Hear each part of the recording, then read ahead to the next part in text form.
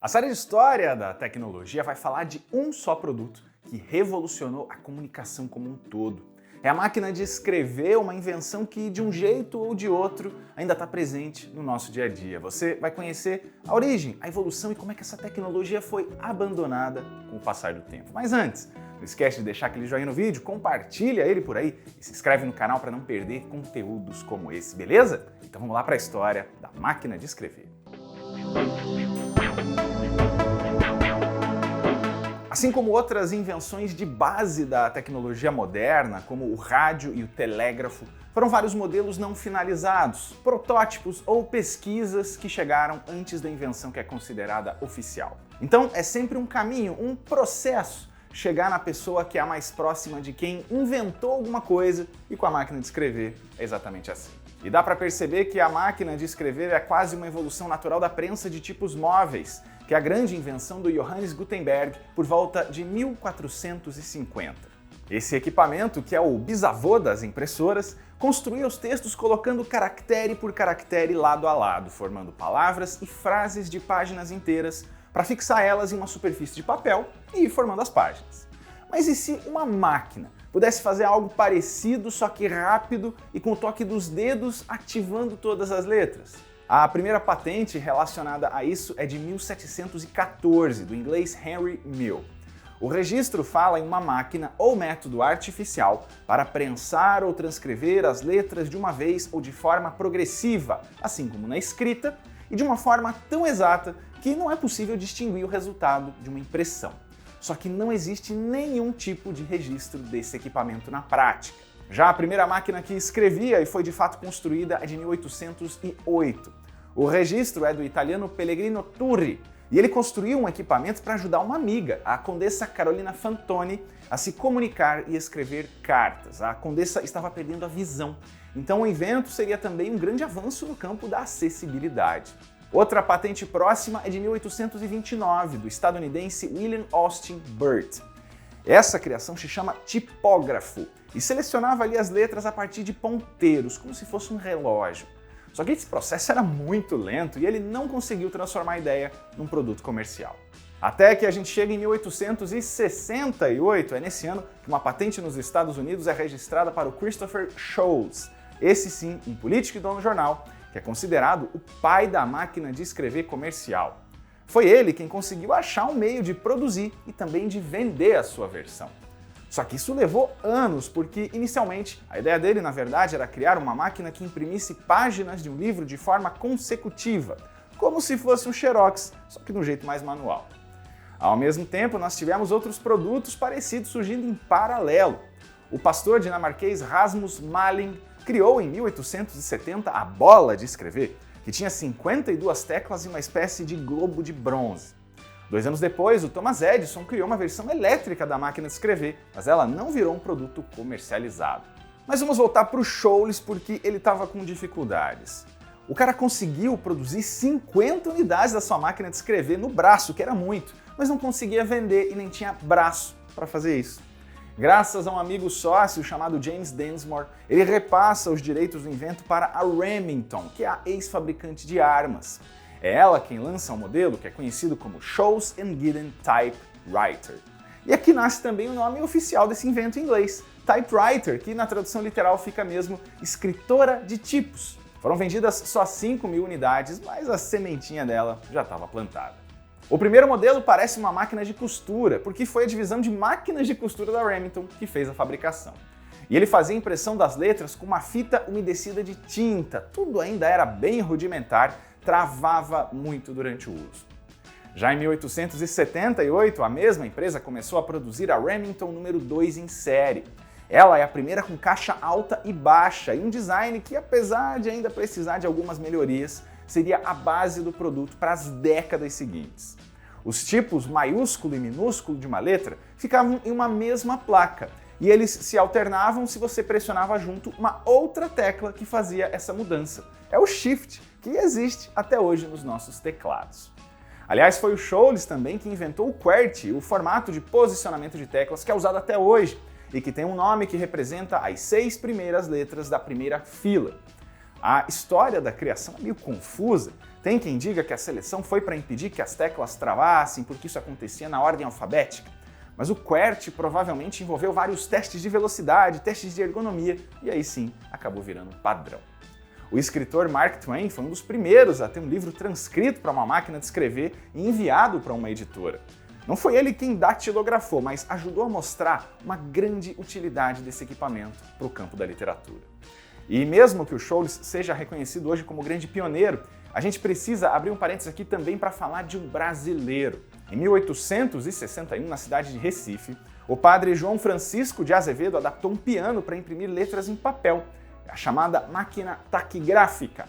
Esse projeto nunca foi adiante, apesar de ter feito sucesso em feiras comerciais e de invenções no Rio de Janeiro. Pesquisadores alegam que a invenção foi roubada no começo de 1870 por um agente dos Estados Unidos que teria levado a inspiração até o Scholz. Essa história é bem controversa, tem pouca documentação sobre o trabalho do padre, e o Scholz já construía máquinas do tipo anos antes, mas o brasileiro realmente fez primeiro. O caso lembra muito do também padre Landel de Moura, que realizou experimentos de transmissão de voz por sinais de rádio antes de pioneiros como Marconi, mas também não é reconhecido. Com esse invento já conhecido, a gente começa a ver outras empresas apostando no mercado. Em 1886 sai a Crandall, um modelo ainda no design clássico, mas com um novo mecanismo de cilindro, que agilizava muito o processo e inspiraria o modelo futuro. Outra companhia que nasce é a Underwood, que virou a principal rival da Remington. O John Thomas Underwood comprou os direitos de outra máquina mais prática, a primeira em que a pessoa que digitava tinha acesso direto ao resultado no papel. A Marinha dos Estados Unidos gostou, fechou um contrato com ele para ter esse equipamento à disposição. Já em 1880 começam as aulas de datilografia e nada de digitar, viu? Esse era o termo usado em português mesmo. Quem começou a dar cursos foram as próprias fabricantes, primeiro para tentar transformar o aparelho em um item essencial de escritório.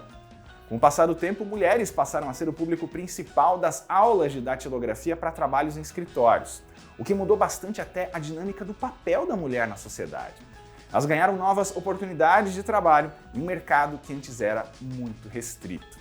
De 1903, o modelo de destaque é o Mignon, uma máquina de escrever de ponteiro em que você precisava usar a mão esquerda para colocar uma agulha no caractere a ser marcado e usar a direita para pressionar o seu único botão. Era complicado de usar, mas virou um item de colecionador e teve várias versões. A fabricante desse modelo era alemã e virou depois a Olympia, que foi outra gigante europeia desse mercado. Para você ter uma ideia de como o mercado estava crescendo, em 1909 já existiam 89 fabricantes de máquinas de escrever só nos Estados Unidos. E nomes como Royal, Smith Corona e a Brother, que faz impressoras até hoje, também estavam se estabelecendo. A adoção de um modelo específico por escritores famosos também era um ótimo marketing meio que não intencional. O Ernest Hemingway, por exemplo, era um fã declarado da portátil Royal Quiet Deluxe. Nesse mesmo ano de 1909, a marca italiana Olivetti começa a produzir máquinas de escrever. Elas eram mecânicas até a década de 60, um design que era considerado diferenciado e mais elegante. A veterana Underwood foi comprada em 59 pela Olivetti, logo nesse período de mudança, e ajudou a alavancar bastante os negócios. A Olivetti teve uma história muito forte, especificamente no Brasil, virando quase sinônimo desse tipo de equipamento por aqui. Ela chegou no país na década de 1950 e ficou praticamente 50 anos no mercado nacional de máquinas de escrever, controlando sozinha quase cerca de metade do setor. A fábrica dela ficava em Guarulhos, na região de São Paulo. Mas ao longo dos anos, o Brasil teve outras fábricas de outras empresas, como a própria Remington, a sueca Facit e a própria IBM. A Casa Prat, que ficava no Rio de Janeiro e teve lojas em outras cidades, foi a pioneira e mais importante revendedora desses equipamentos no país. Mas uma evolução importante veio em 1914, quando o James Fields Smathers inventou a máquina de escrever elétrica. Ela leva quase uma década para ser licenciada por uma fabricante, mas ajudou muito a indústria.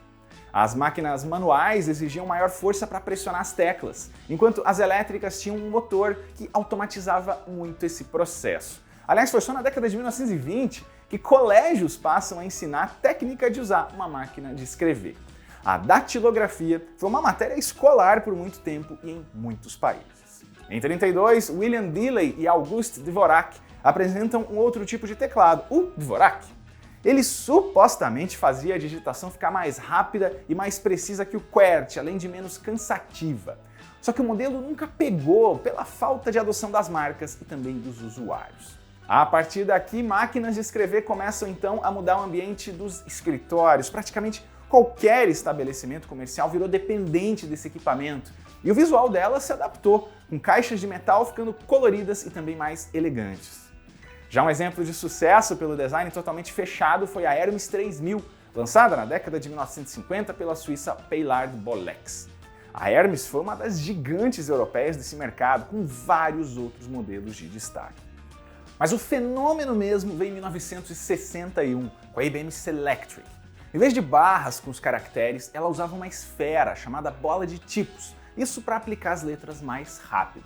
A movimentação do papel em um mecanismo de rolo também foi revolucionária para o mercado, porque impedia os travamentos constantes.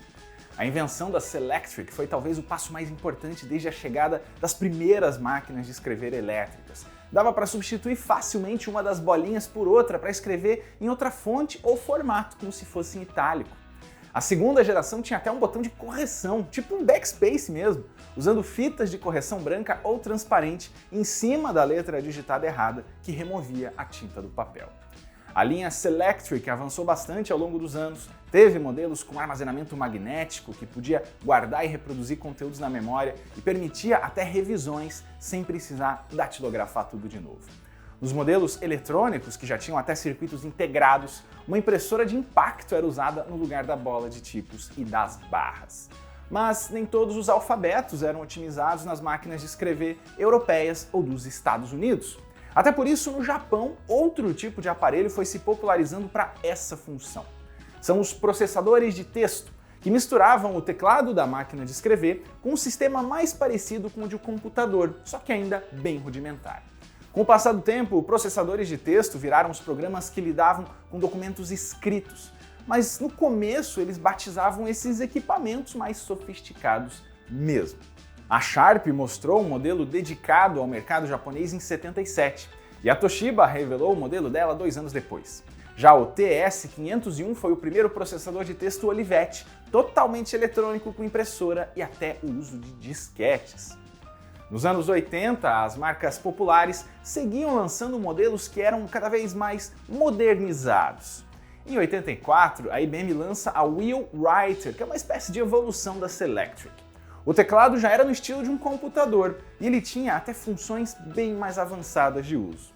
E aqui a gente chega em um período em que os computadores estão sendo popularizados, estão entrando nas casas e já estavam cada vez mais comuns nos escritórios. As impressoras também ficam cada vez mais poderosas e acessíveis em preço, o que significa que é mais seguro digitar um documento no PC e só ver o resultado na folha impressa depois de revisado. Outros hábitos, como leitura e escrita digital ou o envio e armazenamento de arquivos pela internet, vão tirando cada vez mais o espaço desses equipamentos mais antigos. E o fim foi até que rápido. Na metade da década de 1990, a Olivetti e a Remington param a produção de máquinas de escrever e fecham as fábricas, um resultado inclusive sentido no Brasil.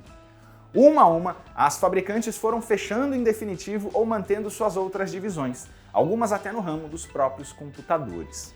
Em 2011, a indiana Godrej Boyce fechou a última fábrica de máquinas de escrever do mundo.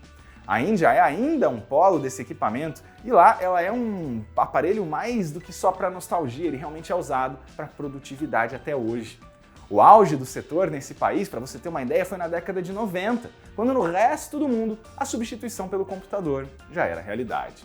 E as máquinas de escrever meio que voltaram nos últimos anos, mais como um item vintage de quem quer emular como era produzir textos décadas atrás. Não é tipo o vinil, que realmente voltou a bombar em vendas, mas encontrou ali um público meio hipster. O fato é que, no seu tempo, a máquina de escrever simplesmente revolucionou a produção de conteúdos, cartas, livros, poemas, documentos oficiais, contratos, reportagens e trabalho de escritório no geral.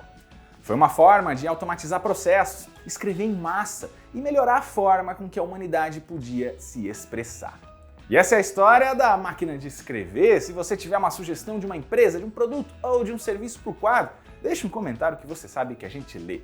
As fontes consultadas para o roteiro estão na descrição e não se esqueça, Esse é só um resumo, é só um recorte, então muita coisa acaba ficando de fora. Confira a playlist de História da Tecnologia para saber do que a gente já falou por aqui. E até a próxima!